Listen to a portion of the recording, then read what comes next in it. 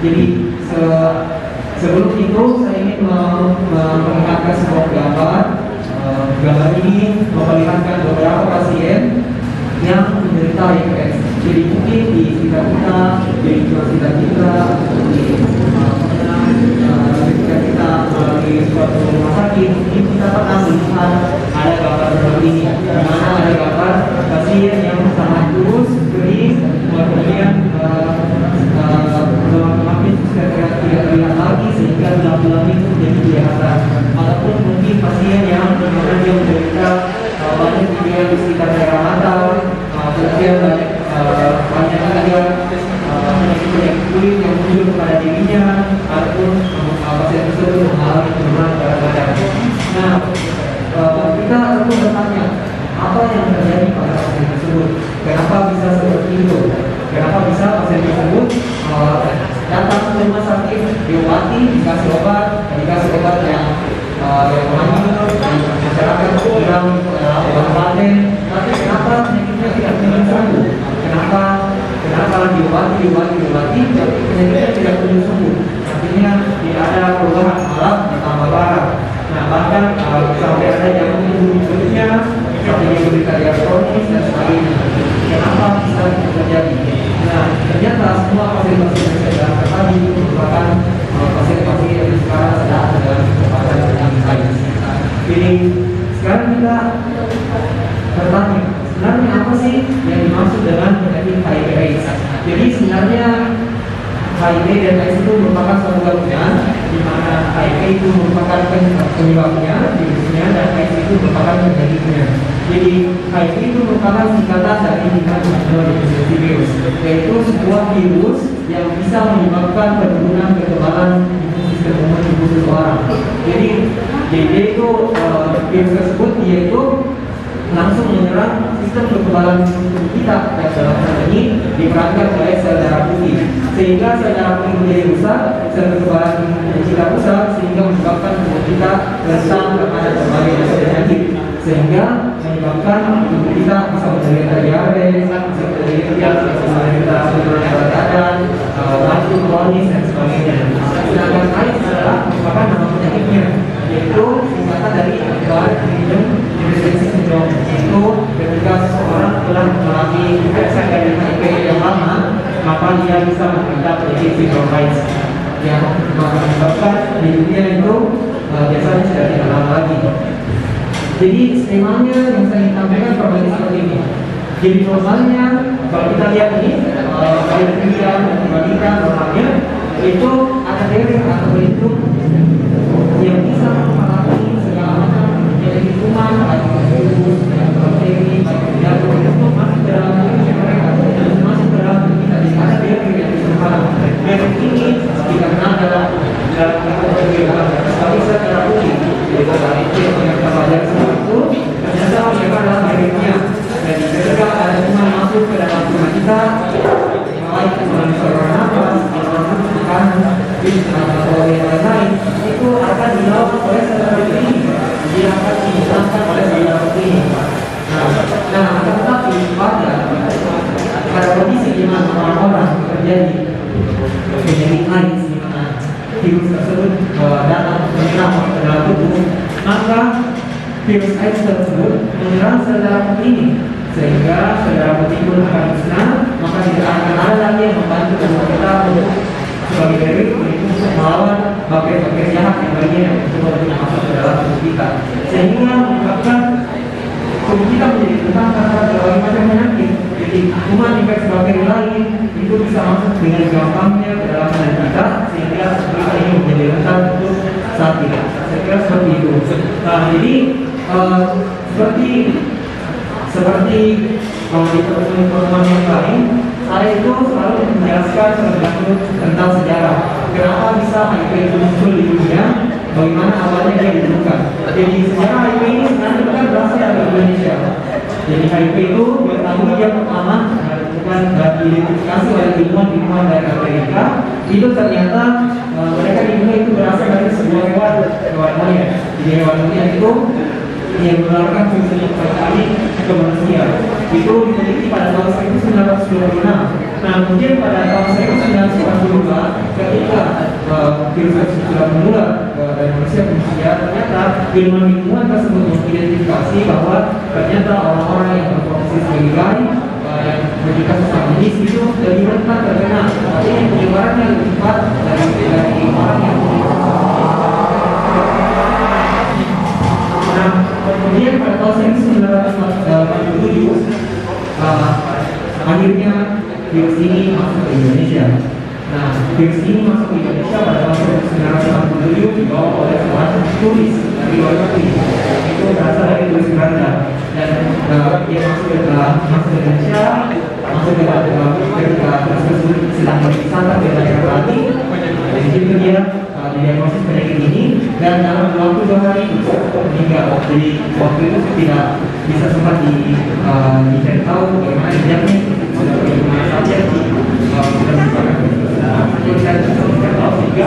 dari tahun 1947 itu dari tersebut hingga akhirnya menyebar ke seluruh pelosok Indonesia sehingga sampai tahun 2009 ini kita lihat ada 34.257 orang di Indonesia sudah terinfeksi virus AIDS pada tahun 2009 dan waktu itu rupanya sedikit mengalami penurunan. Pada tahun 2011 itu penyakitnya berkat bantuan dari pemerintah dan penggalakan dari AIDS dan juga kampanye yang baik tentunya juga dilakukan oleh lembaga-lembaga seperti BPI dan sebagainya, maka jumlah penyakit ini menurun. Di tahun 2012 ini tercatat hanya 21.000 orang, 21.031 orang yang menderita penyakit AIDS. Namun setelah itu kita lihat ini grafiknya, jumlah kasus AIDS seiring dengan berjalannya tahun dia meningkat terus sampai tahun sekarang ini 2020 tercatat ada 50.282 yang menderita penyakit AIDS. Nah, sekarang kalau kita meningkat dari penyakit yang tadi itu 50.282, ternyata dia tersebar di semua pulau di Indonesia. Nah, sekarang kita Sulawesi Selatan berada di peringkat mana? Ternyata kita berada di peringkat ke-9 dengan jumlah penderita 1.537 orang yang sudah ada di Sulawesi Selatan saja. Kita berada di peringkat 9 bisa dikalkulasikan naik atau bisa dihitung itu semua dari kita semua kalau muda kita bisa menggalakkan ini kampanye yang kreatif kita bisa berjalan tapi ini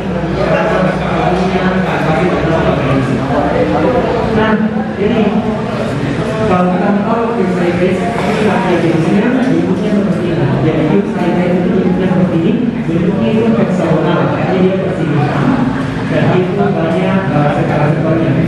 Ini ada GP120 sama GP41 yang ini dokter kenapa dia bisa melawan secara putih karena adanya karakteristik ini.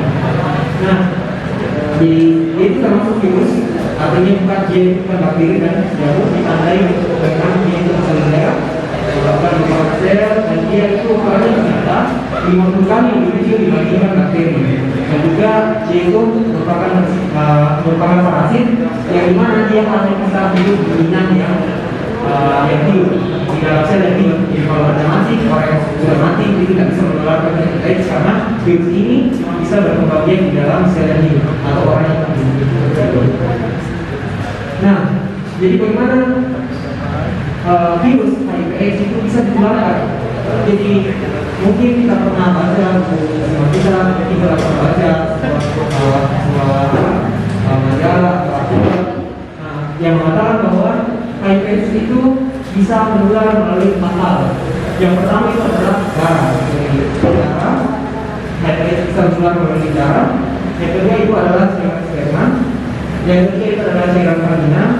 Yang keempat itu adalah cairan menstruasi. Yang mana tempat ini merupakan cairan tubuh yang masuk dari tubuh, cairan tubuh, dan ini semua merupakan sumber penularan dari virus HIV/AIDS itu sendiri. Dan penelitian sekarang yang menunjukkan bahwa di antara semua ini memang melalui darah itu yang paling banyak, yaitu melalui jalur suntik. Bahwa yang melalui jalur suntik langsung ke pembuluh-darahnya sehingga menyebabkan dia langsung tertular HIV/AIDS. Jadi kalau kita lihat konteks dari yang tadi, jadi pasien-pasien HIV/AIDS itu biasanya dia tertular melalui hubungan seksual yang tidak sehat, melalui hubungan seksual yang tidak sehat, atau pemakaian yang penting biasanya pada pengguna pasien-pasien pengguna narkoba, atau yang menerima transfusi darah dari pasien HIV/AIDS itu sendiri. Jadi dia menerima transfusi darah, dari penderita HIV/AIDS. Yang keempat, atau ibu yang sedang hamil, dia bisa menularkan HIV/AIDS kepada orang. Nah, bagaimana dengan hal-hal yang lain selain tempat yang tadi? Ternyata setelah meneliti, selain menerima hal-hal yang tadi itu, HIV/AIDS itu tidak bisa menular melalui hal selain yang tadi. Karena kenapa? Ternyata karena selain itu setelah diteliti itu tidak mengandung virus penyakit HIV/AIDS sendiri. Jadi seperti kalau kita lihat contohnya air liur, feses, mata, atau air keringat biasa kalau lagi panas atau lagi olahraga, ternyata dia tidak mengandung virus HIV/AIDS. Jadi dia sudah menularkan virus melalui juga air kencing atau seni itu tidak ada mengandung virus HIV. Sehingga bisa kita simpulkan bahwa HIV itu tidak bisa ditularkan melalui bahan umum. Jadi orang yang dengan HIV/AIDS itu dia bisa berenang di bahan umum seperti dia sama orang normal karena dia tidak bisa menular melalui bahan umum. Begitu juga jika dia batuk, bersin, dia tidak bisa menularkan virus tersebut melalui batuk dan bersin karena tidak terdapat virus tersebut di dalam dari ataupun problem. Begitu juga dengan HIV itu dia tidak bisa ditularkan melalui gigitan serangga. Ada nyamuk dalam menghubungi pasien HIV, kemudian dia terbang, kemudian kalau dia masuk menuju ke orang lain yang potensial, itu dia tidak bisa ditularkan melalui gigitan serangga. Dan HIV juga tidak bisa ditularkan melalui penggunaan alat yang bersama dan rumah. Begitu juga HIV tidak bisa ditularkan melalui jabat tangan, dan juga HIV tidak bisa ditularkan dengan sentuhan seperti berjima. Nah, sampai sini ternyata kita tahu bahwa pertanyaan saya akan bertanya, dikatakan bahwa virus HIV/AIDS itu tidak menular di kolam renang umum, dan dikatakan pula bahwa HIV/AIDS itu dapat menular melalui cairan darah. Nah, apabila mungkin suatu kejadian seorang pengidap HIV/AIDS dalam berenang, tapi di dalam tubuhnya itu mengeluarkan darah, semisal pada saat berenang. Apakah pada saat itu seseorang yang berenang bersama seorang pengidap itu dapat tertular atau bagaimana? Karena darah itu tercampur dengan kolam renang. Terima kasih. Yang pertama yang saya ingin tanyakan, bagaimana cara penderita atau pasien mengetahui bahwa dia itu terdampak atau terkena penyakit HIV, dan setelah dia tahu bagaimana caranya dia untuk berkonsultasi dan menanyakan kepada dokter terkait, karena setahu saya yang terjadi di lingkungan masyarakat yang sekarang kita alami itu adalah orang-orang takut untuk konsultasi ke dokter. Mengapa? Mereka takut dijudge atau takut dikucilkan di masyarakatnya ketika tetangganya atau orang-orang terdekatnya tahu dia terjangkit yang mengenai namanya penyakit HIV. Mereka takut untuk tidak didekati lagi dan sebagainya. Dan yang kedua, pertanyaan saya, sama seperti kita lihat tadi dalam slide pertama bahwa HIV ini adalah penyakit yang sudah lama keberadaannya. Namun mengapa vaksin atau obat-obat dari HIV itu sampai sekarang belum juga ditemukan? Mungkin itu sekian dari saya. Assalamualaikum warahmatullahi wabarakatuh. Waalaikumsalam warahmatullahi wabarakatuh.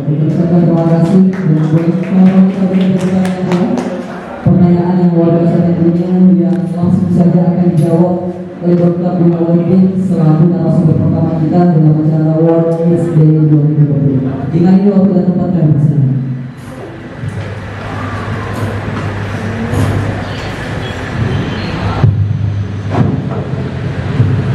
Terima kasih atas kesempatannya. Yang pertama saya akan ingin menjawab dulu pertanyaan pertama.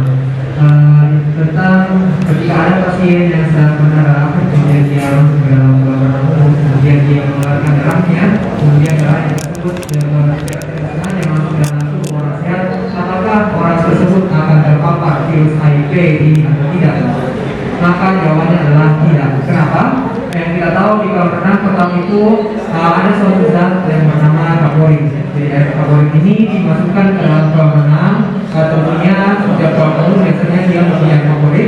Itu tujuannya untuk membunuh segala macam jenis mikroorganisme, termasuk di dalamnya bakteri, virus atau jamur. Jadi ketika ada orang yang menderita suatu penyakit mau itu penyakit infeksi atau penyakit virus, ini ketika dia masuk ke dalam kolam renang, maka ketika itu virusnya keluar dari dalam tubuh orang tersebut, maka dia langsung akan mati dan terbunuh oleh air favorit yang terkandung di dalam kolam renang. Seperti itu.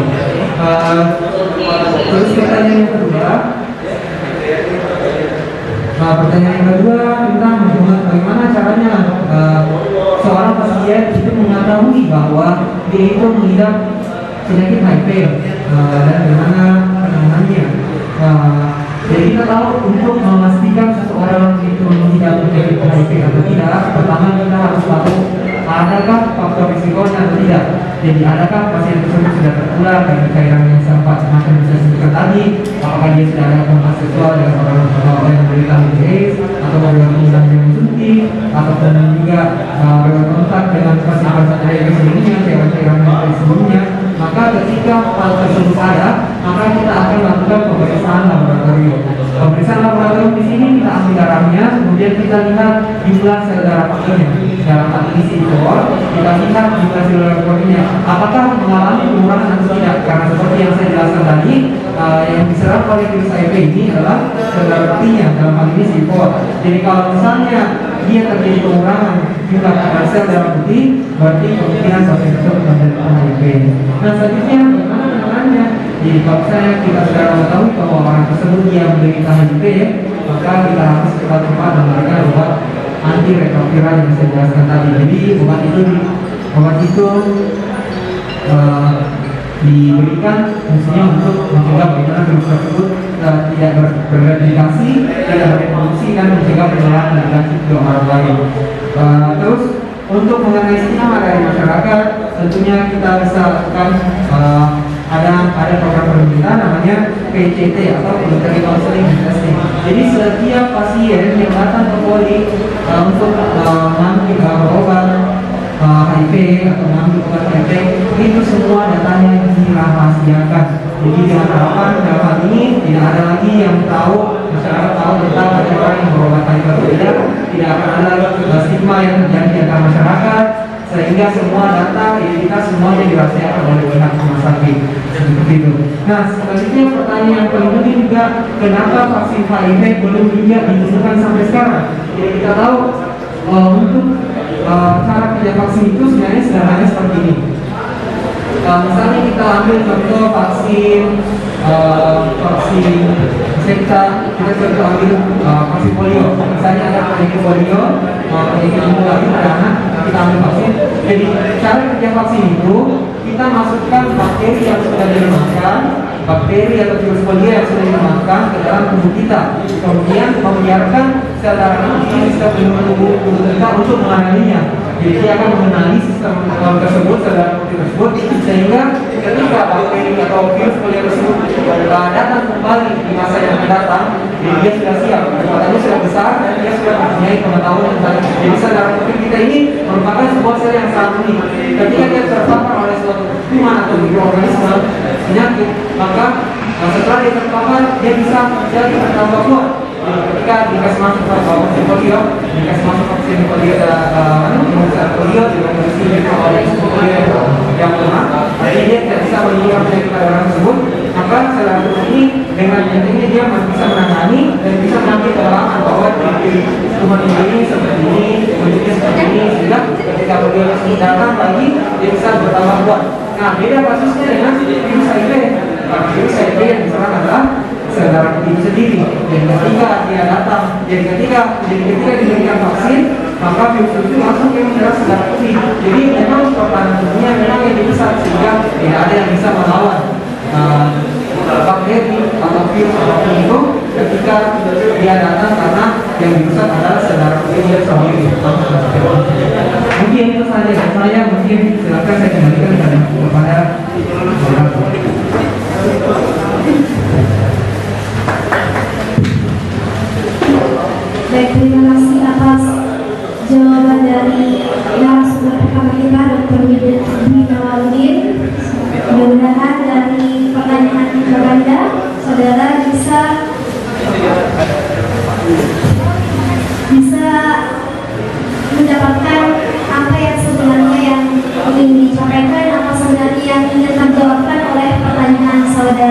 pertanyaan kakanda tersebut yang sudah dijawabkan oleh Dr. Bina Waludin. Selanjutnya kita akan mendengarkan materi kedua dari narasumber Dr. Mudi Suwati SH MHSPKKUG selaku Wakil Ketua Bidang Relawan Palang Merah Indonesia Sulawesi Selatan. Namun berhubung beliau tidak sempat hadir dan berhalangan hadir untuk menatap muka secara langsung dan memberikan edukasi materi kepada kita semua secara langsung, namun hal tersebut tidak menjadi kendala dari yang semangat oleh Dr. Mudi Suwati untuk tetap memberikan edukasi kepada kita semua walaupun melalui via daring dan juga melalui via daring atau via Zoom yang berbeda. Dan langsung saja materi kedua dari narasumber kedua kita oleh Dr. Mudi Suwati SHMHSPKKUG selaku Wakil Ketua Bidang Relawan Palang Merah Indonesia Sulawesi Selatan. Kami persilakan untuk memberikan materi kedua.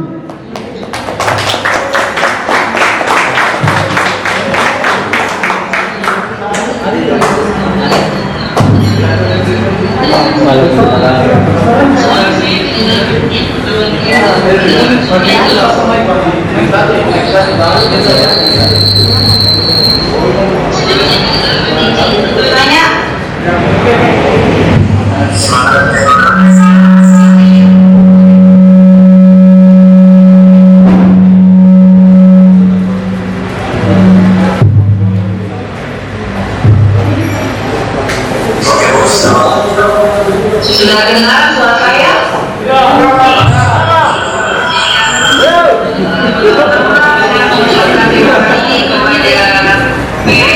Kabupaten Maros dalam hal ini dari Ketua PPI Maros termasuk dari ini atas sebenarnya untuk saya bisa berbagi cerita dan berbagi pengalaman bagaimana dengan pasien-pasien karena ini menyangkut atau sebenarnya kita tidak boleh merayakan hari AIDS, tetapi kita memperingati hari AIDS itu untuk supaya bisa saling memberi edukasi dan juga kita bisa mencegah penyebaran HIV. Jadi bukan cuma penyebaran COVID ya, HIV AIDS juga semakin berkembang.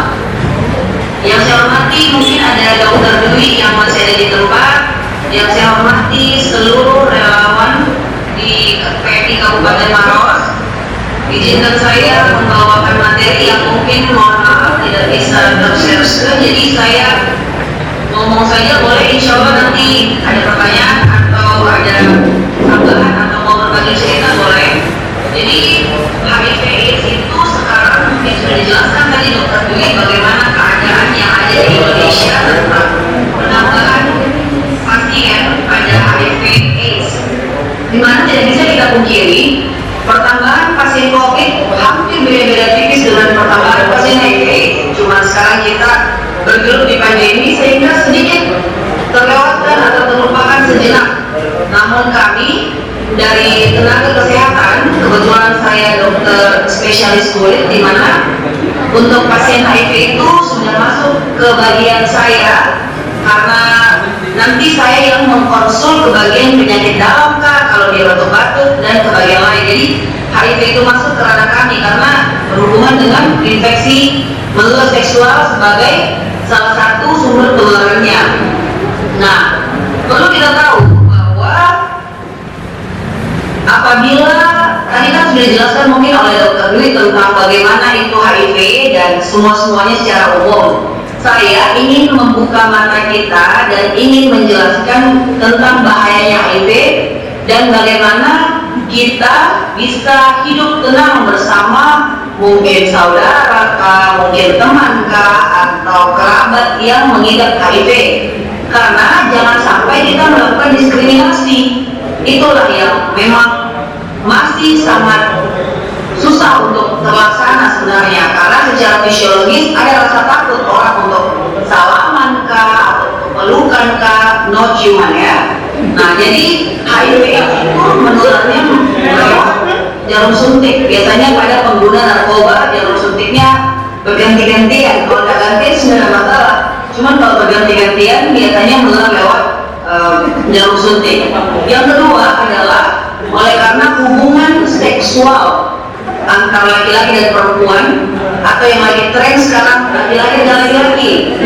Nah, hubungan yang berganti ganti-gantian. Kalau perempuan dan laki-laki suami istri itu tidak masalah. Tapi kalau pagi sama suami istri, siang sama suami sama ex, malam suami sama Y. Nah ini yang kita harus tahu bahwa dia menular juga lewat hubungan seksual yang berganti-ganti pasangan, baik itu perempuan ke laki-laki ataupun laki-laki ke perempuan. Laki-laki ke perempuan dan laki-laki ke laki-laki. Kalau perempuan ke perempuan, saya rasa lebih sedikit kemungkinannya karena dia mau ngapain.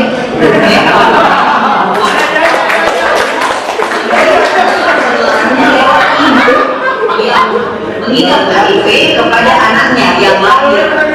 Dulu dikatakan sempat dikatakan dulu bahwa bisa menular lewat transfusi. Nah, bagaimana kalau dikatakan lewat transfusi? Pasti kita yang mau donor darah takut-takut juga. Nah, sekarang tidak seperti itu lagi karena dari PMI sendiri sudah memiliki alat yang bisa men-sharing untuk tidak mengikutsertakan pasien yang terdeteksi HIV maupun sifilis, ya ada dua tersebut.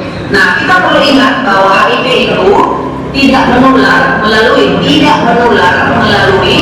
berjabat tangan, tidak menular, berangkulan tidak menular, berpelukan tidak menular. Contoh satu rumah dengan Pak Suryadi, nyamuknya saya.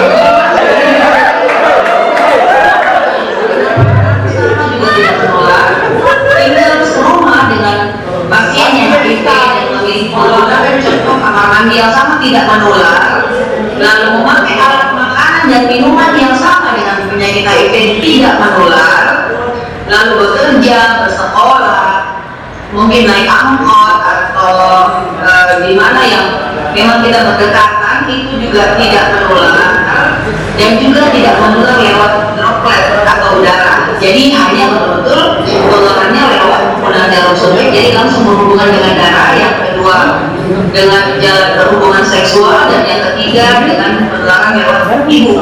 Ya. Lalu ini waktu saya berapa lama ya? Jangan sampai saya ngomong dan berhenti. Supaya kita berjalan bersama. Nah saya lanjut ya. Nah kadang-kadang untuk pasien-pasien HIV ini di luar dokter, kadang-kadang ada yang mengatakan saya mau cari obat dari orang pintar. Nah orang pintar itu banyak, sehingga kalau saya menyarankan untuk pasien-pasien HIV itu sudah memiliki bukan obat untuk menghilangkan HIV-nya ya, tidak, tetapi obat yang untuk memperpanjang masa hidupnya, masa hidup dari pasien itu. Nah obat itu adalah untuk memperbaiki daya tahan tubuhnya, untuk mempertahankan sehingga dia bisa kumannya tidak bekerja secara cepat, namun tidak bisa menghilangkan HIV/AIDS yang ada di badannya dia. Nah, kadang-kadang kita mau ke orang pintar.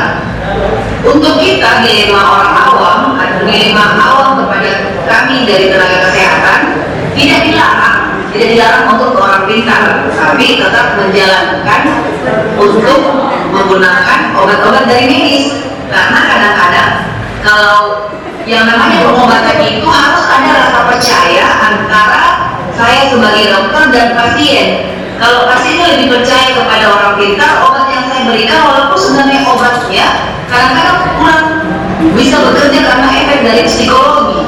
Jadi memang kita sekarang dari tenaga kesehatan bisa juga melalui relawan untuk memberikan edukasi tentang hal tersebut, bahwa memang yang terbaik adalah kita berobat secara cepat, jangan terlalu lama menunda-nunda karena mungkin malu atau takut. Lalu kadang-kadang juga ada yang bilang, oh saya mau pakai akupuntur dok, boleh, setidaknya itu mengurangi mungkin rasa nyeri.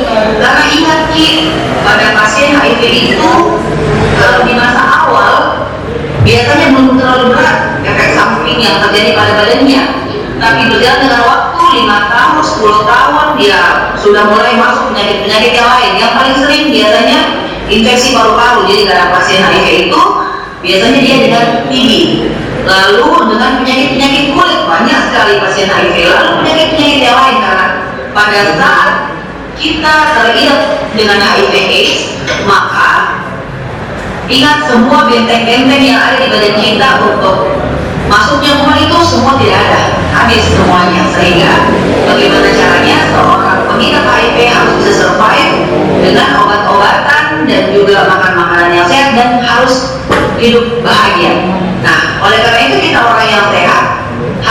memberikan dukungan, bukan cuma dukungan mungkin saya bawa ke rumah sakit kak, atau mungkin saya belikan obat, tidak demikian. Boleh, sudah benar, tapi jika mau yang lengkap itu adalah dengan memberikan motivasi, memberikan dorongan tetap hidup seperti biasa dengan dia. Karena ingat, pengobatan untuk seorang pengidap HIV itu tidak murah karena dia panjang waktunya. Walaupun mungkin pada pasien-pasien HIV oleh pemerintah sudah diberikan pengobatan yang gratis untuk obat ARV namanya. Namun untuk pasien-pasien yang memiliki penyakit bukan HIV toh, jadi contoh HIV dengan penyakit kulit, HIV dengan ini, HIV dengan ini, nah ada beberapa obat mungkin yang tidak ditanggung oleh asuransi lah atau apa namanya, sehingga memang membutuhkan biaya satu, lalu membutuhkan biaya gizi dan nutrisinya dan beberapa penyakit-penyakit tersebut. Makanya kita harus mensupport seluruh pasien-pasien HIV, apalagi orang-orang yang terdekat dengan kita. Nah, kapan kita katakan pasien contoh, jadi kalau misalnya kita ketemu dengan pasien HIV jangan kaget, bilang saja, karena jarang juga sih orang yang mengaku kalau dia HIV. Kalau kami itu dari dokter memang mengkip tentang rahasia kedokteran, karena memang itu rahasia yang tidak bisa disebarluaskan. Yang pertama, jadi contoh saya memberikan kepada Pak Adi lah rujukan untuk periksa di laboratorium untuk pemeriksaan HIV. Pihak laboratorium tidak akan memberikan Pak Adi hasilnya, biasanya langsung ke dokter Mujinya. Dokter Muji yang bertugas memberitahukan ke Pak Adi, karena akan berbeda psikologinya, dan saya harus belajar untuk bagaimana memberitahukan kepada Pak Adi tanpa membuat Pak Adi bertambah drop seperti itu. Jadi memang ada teknik-tekniknya. Lalu seorang pasien dengan penyakit HIV, ingat, bisa dirawat di rumah, tidak perlu dirawat di rumah sakit apabila keadaannya baik. Ya, apabila keadaannya baik, tidak perlu dirawat di rumah, tidak perlu dirawat di rumah sakit, boleh di rumah. Sehingga kita yang orang di rumah juga perlu harus tahu bahwa apa-apa yang mesti kita lakukan untuk membentengi badan kita yang akan berkontak langsung dengan penderita HIV tersebut. Nah, untuk persiapan-persiapannya itu banyak. Nah, tergantung. Kalau misalnya pasien HIV-nya sehat, tidak ada masalah. Kita pergi ngopi, ajar saja, tidak ada masalah. Kita mau pergi nonton, kita mau ke mall, silakan aja. Justru kita harus ikutkan di berbagai organisasi-organisasi, jangan kucilkan, karena itu adalah bagian dari diskriminasi. Karena kalau misalnya kita bersama-sama juga tidak akan menular, asal tidak berhubungan seks dan tidak gantian jarum. Lalu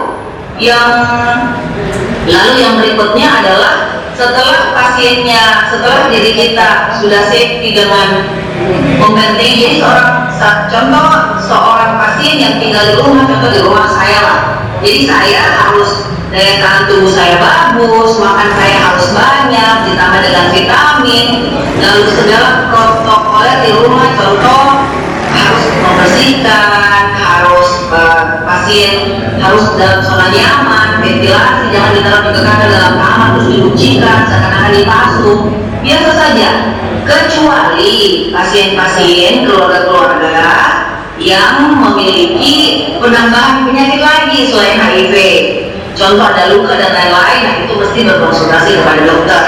Jadi kita mesti ingat bahwa HIV ini selain kita memang mencegah HIV-nya itu, kita harus menerima takdir apabila kita memiliki teman, keluarga atau apa yang mengidap HIV, sehingga mungkin untuk kita mencegah HIV-nya dengan jangan melakukan ganti-gantian suntik pada pemakai narkoba yang pertama, lalu yang kedua hindari berhubungan seks lebih dari satu pasangan, dan yang ketiga segera laporkan apabila ada ibu atau istri kita yang ternyata mengidap HIV, segera laporkan ke dokter. Untuk apa? Bukan untuk disebarkan, tetapi supaya dokter kandungannya sudah memproteksi, oh ini dari HIV, anaknya langsung dilaporkan ke dokter anak. untuk didata anaknya mengidap HIV, sehingga pengobatan untuk ibunya segera dilaksanakan. Bahkan sudah ada organisasinya, sudah ada organisasi, sudah ada tempat untuk curhatnya, sudah lengkap mereka. Nah, untuk orang yang mengidap HIV juga ingat, mereka sangat sensitif ya, walaupun kita tidak diskriminasi, mereka sangat sensitif.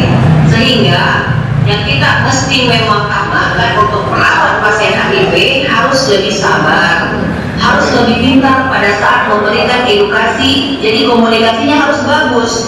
Nah, itu mungkin yang saya berikan trik-trik untuk kita menghadapi pasien, apakah pasien HIV dari keluarga, teman, ataupun kerabat. Nah, ingat yang sekarang diskriminasi selain pada pasien tersebut kadang-kadang di tempat kerja. Nah, perusahaan atau siapapun biasanya memberhentikan apabila ditahu oleh HIV. Apabila ditahu pasien tersebut HIV, ingat itu dilindungi oleh undang-undang tentang hak asasi manusia, undang-undang hukum kesehatan, undang-undang praktek kedokteran, undang-undang rumah sakit. Apabila dia menolak, apabila dia tidak melakukan pelayanan dengan baik pada pasien HIV, itu semua bisa dilaporkan oleh pasien HIV. Dan itu yang menjadi tanggung jawab karena biasanya rumah sakit, dokternya. Jadi kita pun dokter tetap harus melaksanakan pelayanan semaksimal mungkin untuk pasien-pasien HIV. Tidak ada bedanya, HIV tidak HIV, semua kita layani dengan protokol tertentu, tentunya di rumah sakit dengan menggunakan inilah, menggunakan masker lah, menggunakan ini dan menggunakan itu. Jadi yang saya sarankan adalah ayo kita sama-sama dari relawan PMI atau relawan PMI untuk kita sama-sama cegah penyebaran HIV tersebut. Mungkin bisa dengan melakukan program-program edukasi ke sekolah-sekolah dulu. Karena sekarang anak SMP sudah bisa buka-buka YouTube, buka-buka apa. Jadi dari awal saya pernah mengusulkan ke Dinas Pendidikan bagaimana kalau ada pendidikan seks di SMP atau SMA, bukan untuk mengajarkan mereka cara berhubungan seks, bukan, tetapi mengajarkan mereka bagaimana bahayanya, bahwa bagaimana bahaya berhubungan seks di usia muda, apa efek-efek sampingnya. Jadi saya kalau misalnya membuat materi tentang HIV atau contoh di sekolah atau di mana di Makassar, kadang-kadang yang saya tunjukkan itu bukan yang bagus-bagusnya ya, yang ngeri-ngerinya, bukan untuk menakuti mereka, tapi untuk mengingatkan mereka bahwa inilah hasil akhirnya apabila kita mengidap HIV. Jadi mungkin itu bisa kita dari PMI selaku relawan membantu untuk memberikan edukasi dari bagian kecil dulu, orang terdekat, keluarga, teman, sahabat, atau kantor, satu sekolah, satu geng, satu komunitas, untuk satu menasihati hati-hati. Dokter Budi pernah bilang itu kalau kita ganti-ganti pasangan seks bisa kena HIV. Jadi kadang-kadang kalau saya pasien di rumah sakit yang datang dengan sifilis, yang datang dengan sifilis itu bahasa bawahnya raja singa. Nah, ada dengan kencing nanah, gonore, dan ada namanya jengkel ayam, kondiloma acuminata. Pada saat 3 pasien ini datang kepada saya langsung periksa tes HIV. Dan ingat Ki, dengan penyakit-penyakit kelamin ini hampir 60-70% positif HIV. Yang banyak sekarang adalah dari perempuan banyak, LGBT, dari laki-laki juga banyak. Sehingga bukan juga mengusulkan untuk menggunakan kondom ya, cuman apabila ada seseorang yang frekuensi berhubungan seksualnya lebih, maka bisa kita mengatakan bahwa menggunakan alat pengaman. Ini tidak menyarankan, tapi andai pasien saya datang, paling saya katakan seperti itu. Nah, kita sebagai relawan mungkin hanya memberikan edukasi ke sekolah-sekolah, ke SMP itu jangan dulu, SMP, SMA, dan mungkin mahasiswa atau komunitas-komunitas tertentu, anak mobil-mobil kan, motor-motor kan, pokoknya komunitas kita datangi bagusnya supaya kita tetap aktif. Bahwa dalam PMI memberikan edukasi. Jadi itu mungkin yang bisa saya sampaikan, mungkin saya lebih enak pada yang bertanya boleh. Lebih dan kurangnya saya mohon maaf. Assalamualaikum warahmatullahi wabarakatuh. Ya, kami ucapkan terima kasih kepada Dr. Budi Suwanti SHM HSPK KMKS selaku Wakil Ketua Bidang Relawan Galang Merah Putih Sulawesi Selatan yang telah memberikan edukasi terbaru kepada kita semua tentang bahaya penyakit HIV.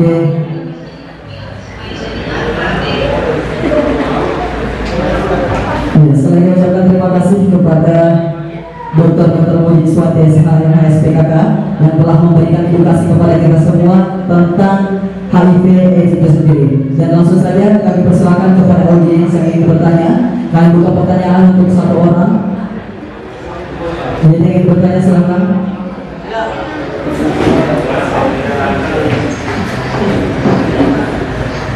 Iya.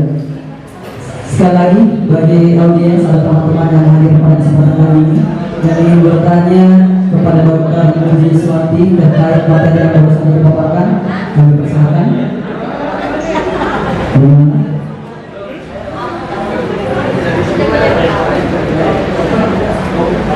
Oke, silakan. Dari mungkin sekarang HIV ini sudah terkubur. Bagaimana pengetahuannya? Karena kita sudah terfokus yang namanya virus corona. Bagaimana kita kembali mendekatkan diri tentang stigma yang dulu kita dengar perihal kita atau kami bersama orang. Sekian dok. Terima kasih. Assalamualaikum warahmatullahi wabarakatuh.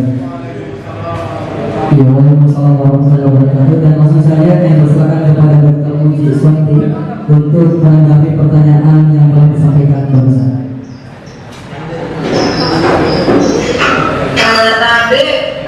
Pertanyaannya kan suara kok menggaung, saya bisa dicek saja intinya pertanyaannya, izin.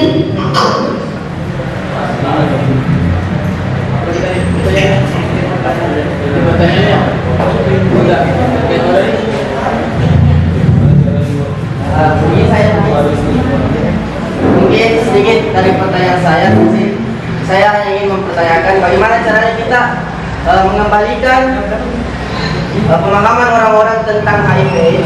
Karena seperti yang kita tahu sekarang, pengetahuan tentang HIV ini sementara sedang terkubur oleh pemahaman yang terkait dengan virus corona. Terima kasih. Iya. Jadi pertanyaan yang baru saja disampaikan itu yakni bagaimana cara kita mengubah stigma masyarakat terkait virus HIV ini, di mana saat ini banyak orang berpikiran stigma tentang HIV ini sudah terkubur. Namun bagaimana caranya agar stigma tersebut dapat kembali dikembalikan agar seluruh masyarakat dapat lebih paham terkait HIV itu sendiri. Seperti itu. Oke. Dan langsung saja kita persilakan kepada Dr. Muji untuk menjawab dan menanggapi pertanyaan tersebut. Dengan ini waktu dan tempat kami persilakan.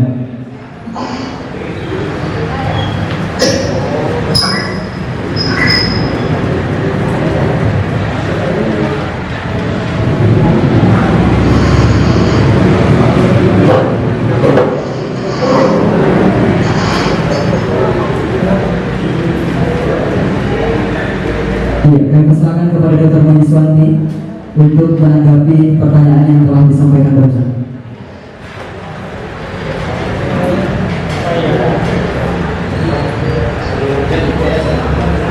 Oke. Bagaimana cara mengembalikan pemahaman orang tentang HIV karena terkubur oleh masalah pandemi COVID? Oke. Sekarang memang bedanya apa HIV dengan COVID dulu ya. Bedanya apa HIV dengan COVID? Kalau HIV itu dia masa hidupnya lebih lama. Bedanya virusnya bisa bertahan lama. Jadi kalau kita kedokteran katanya itu kronis. Jadi orang HIV itu masa hidupnya bisa lebih panjang, tidak seperti cara Mr. COVID itu menyerang manusia karena dia lebih cepat karena langsung menyerang saluran nafas. Kalau pandemi ini bagaimana cara mengembalikan pemahaman? Dengan jalan mungkin kita saling membantu. Yang pertama dari masyarakat, dari relawan, dari tenaga medis. Karena ini sebenarnya jalannya program HIV ini sudah sejak lama, tetap berjalan sampai sekarang. Jadi tetap berjalan sampai sekarang. Nah, biasanya kalau kami sih dari bidang memang infeksi menular seksual dan HIV, kami terus menggaungkan tentang bahaya dari HIV. Nah, sekarang cuma namanya juga masyarakat yang tidak bisa kita lawan secara fisiologis, secara normal. Mereka itu lagi hot-hotnya, jadi lagi tren setelahnya itu tentang pandemi COVID. Jadi mungkin kalau yang lagi trennya pandemi COVID, nah kita harapkan semoga selain dari tenaga kesehatan yang memang sudah berjalan untuk pemahaman tentang HIV dan kita tetap menjalankan program tersebut, tetap ada gaungan dari pemerintah atau sebenarnya bagus tuh kayak selegram. Jadi mungkin ada selegram atau yang sering atau mungkin dari PMI selain mengupload tentang COVID bisa mengupload tentang HIV di dalam rangka World AIDS Day tersebut. Jadi kita bisa jadi cuma COVID terus. Nah oke, dari PMI mungkin bisa mulai dari sekarang kita bisa sharing di kita punya website mengenai tentang HIV tersebut berjalan dengan waktu, karena memang sekarang terkubur oleh pandemi dan memang COVID ini kalau misalnya pasien HIV hari ini dikatakan HIV itu, ingat ya, kurang bagusnya untuk HIV itu karena contoh saya lah atau contoh si A itu positif HIV, lalu dia berhubungan dengan si B pasti kena, tetapi pada saat saya periksa besok si B masih negatif. Kapan kamunya? 5 tahun atau 10 tahun ke depan. Sehingga apabila orang yang sering berhubungan seks lebih dari satu pasangan, kadang-kadang 5-10 tahun ke depan bertanya, ini dari mana saya dapat ini, ya pikir-pikir manusia kalau udah pernah kita rohani. Nah itu jeleknya itu penyakit HIV, karena dia prosesnya untuk kita reaktif di badannya kita itu ada yang langsung, ada yang lama, ada yang sangat lama. Nah ini kalau misalnya COVID kena hari ini ya bisa mati besok, bisa juga bertahan. Jadi seperti itu mungkin kita sama-sama lah untuk saling membantu mengembalikan bahwa COVID berbahaya, tapi HIV juga sama berbahayanya dengan COVID. Cuman perbedaannya COVID itu dia pergerakannya cepat virusnya, sedangkan kalau HIV AIDS itu dia lebih panjang masa inkubasinya namanya. Mungkin itu yang bisa saya jelaskan nih, Rabe. Baik, terima kasih kepada narasumber kedua kita, Dr. Muji Sotias HMHSDWMK selaku Wakil Ketua Bidang Relawan PNI Sosial. Mungkin saudara telah mendapatkan jawaban dari pertanyaan yang telah dijawabkan oleh beliau.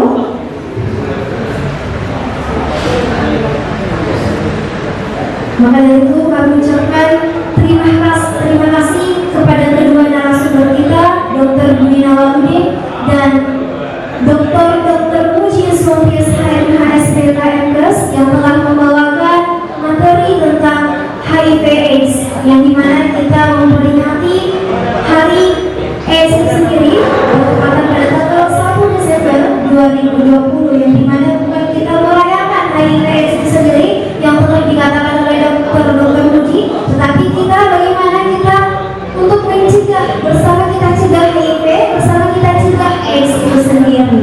Bukan sekali adalah bukan menjauh orangnya, bukan melakukan diskriminasi, tapi bagaimana cara kita untuk mensupport orang tersebut, mensupport secara mental, untuk memberikan edukasi dan sosialisasi terhadapnya. Dengan sesuai dengan motto INS 2020, yakni jauh punya bukan orang. Sekali lagi saya ucapkan terima kasih kepada kedua narasumber kita yang telah memberikan